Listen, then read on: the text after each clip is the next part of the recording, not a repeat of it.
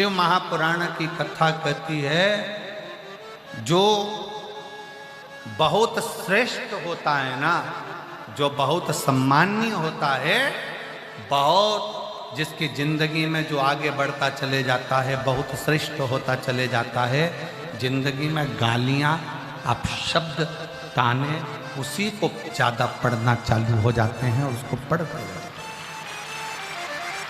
अच्छा एक बात बताओ, सब लोग उत्तर दीजिएगा जरा।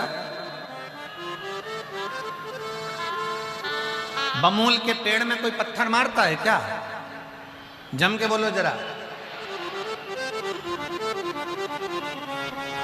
पत्थर कौन से पेड़ में पड़ते हैं? जिसमें आम लगते हैं, बेर लगते हैं, इमली लगती है,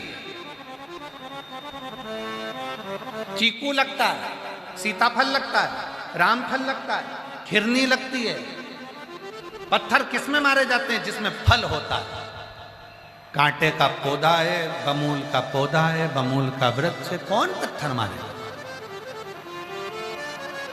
पत्थर जिसमें फल लगा हुआ है, फलों से जो भरा पड़ा हुआ है, पत्थर उसी पर मारे जाते हैं।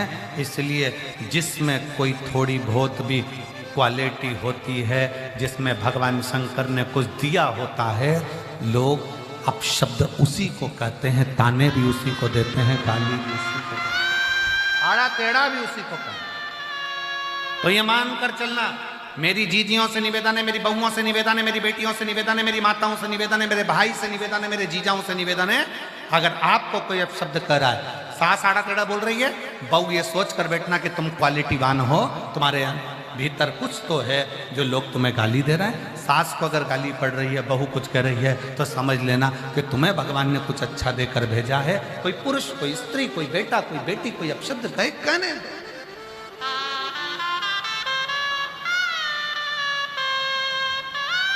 तुम तो भगवान के भरोसे चलते जाओ। हम तो बाबा के भरोसे चलते हैं। तुम भगवान के भरोसे चलो, भगवान की भक्ति में चलो, भगवान के स्मरण में चलो और भगवान के नाम जाप में चलो, चलते जाओ।